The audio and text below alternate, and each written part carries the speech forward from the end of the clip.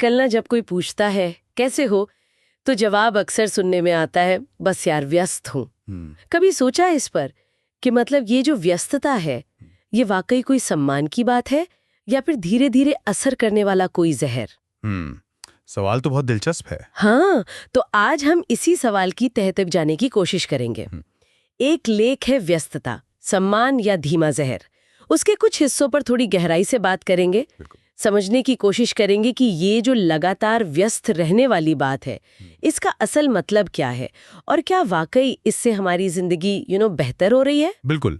और ये चर्चा इसलिए भी जरूरी है क्योंकि जैसा कि ये लेख भी इशारा करता है, व्यस्त दिखना आजकल एक तरह का स्टेटस सिंबल सा बन गया है। हाँ, स्टेटस सिंबल। समाज में एक धारणा सी बन गई है कि अगर आप व्यस्त नहीं है तो शायद आप उतने महत्वपूर्ण नहीं हैं।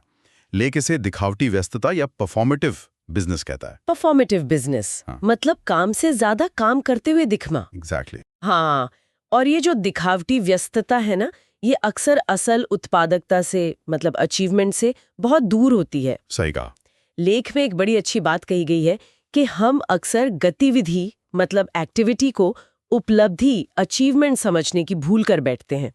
दिन भर मीटिंग्स, कॉल्स, ईमेल्स, मतलब लगता है बहुत कुछ किया, पर शाम को सोचो तो लगता है कि बस एक ही जगह भागते रहे, पहुंचे कहीं नहीं। क्या ये एहसास सिर्फ मुझे ही होता है? नहीं, ये बहुत आम अनुभव है और लेख इसी खोखलेपन की बात करता है और इसकी एक बड़ी कीमत चुकानी पड़ती है। कीमत जैसे? सबसे पहले तो हमारे रिश्ते। स्रोत में इस बात पर काफी जोर दिया गया है कि कैसे ये लगातार की व्यस्तता हमें उन लोगों से धीरे धीरे दूर कर देती है जो हमारे लिए सबसे ज्यादा मायने रखते हैं। वो क्वालिटी वाला समय ना दे पाने से जो करीबी रिश्ते हैं उनमें धीरे धीरे दूरी आने लगती है। हाँ, ये तो है। और सेहत का क्या, मतलब सिर्फ थकान ही नहीं, अरे सेहत का तो पूछिए मत।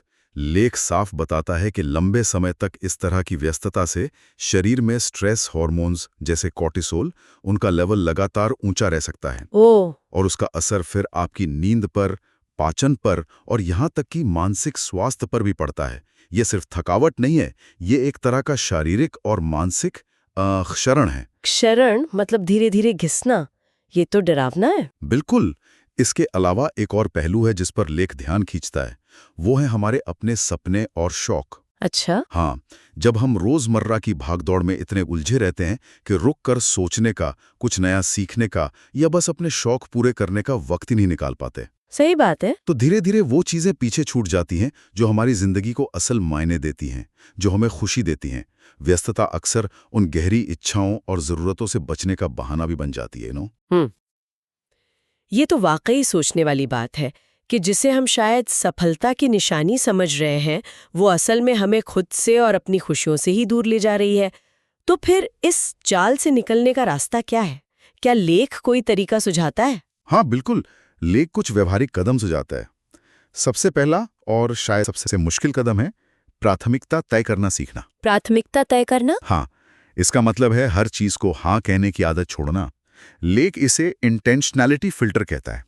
एक दिलचस्प शब्द है इंटेंशनैलिटी फिल्टर। यानी हर काम को करने से पहले खुद से पूछना, क्या ये वाकई मेरे लक्ष्यों या मूल्यों से जुड़ा है?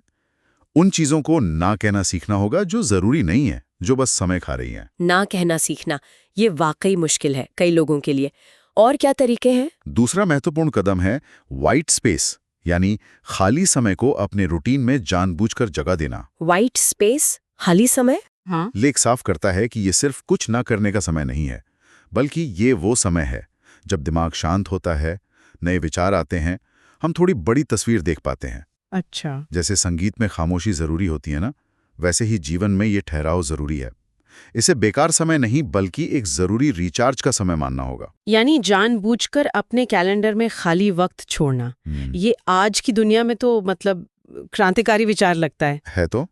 और तीसरा, शायद सबसे जरूरी बदलाव है मानसिकता का। मानसिकता का? हाँ, व्यस्त रहने के बजाय उद्देश्यपूर्ण होने पर ध्यान केंद्रित करना। लेख रोज खुद से ये सवाल पूछने की सलाह देता है, मैं जो कर रही हूं या कर रहा हूं, क्या उसमें मेरा दिल है?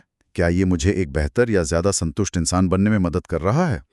फोकस सिर्फ काम निपटाने पर नहीं, बल्कि सार्थक काम करने पर होना चाहिए। तो कुल मिलाकर बात सिर्फ टाइम मैनेजमेंट की नहीं है, ये तो माइंड मैनेजमेंट और शायद वैल्यू मैनेजमेंट की बात ज्यादा है। बिल्कुल। तो अगली बार जब कोई कहे मैं व्यस्त हूँ या हम खुद को ही हमेशा व्यस्त पाएं, तो शायद रुककर ये पूछना चाहिए, भाई व्यस्त किस चीज में, और क्या ये व्यस्तता वाकई उस कीमत के लायक है जो हम चुका रहे हैं? एकदम सही कहा। जिंदगी का असली संतुलन भागदौड़ में नहीं, बल्कि चुनाव में है। जब हम व्यस्तता के इस भ्रम से निकलकर सार्थकता को चुनते हैं, तभी सही मायने में जीना शुरू करते हैं। और हाँ, ये कोई एक दिन का समाधान नहीं है, ये एक निरंतर चलने वाला अभ्यास है। एक अभ्यास। तो ये सोचना छोड़ दें कि व्यस्त होना ही जिंदा होने का सबूत है। जीवन शायद तब शुरू होता है जब हम व्यस्तता की जगह उद्देश्य को चुनते हैं। बहुत खूब कहा। इसी विचार के साथ आज की चर्चा यहीं समाप्त करते हैं।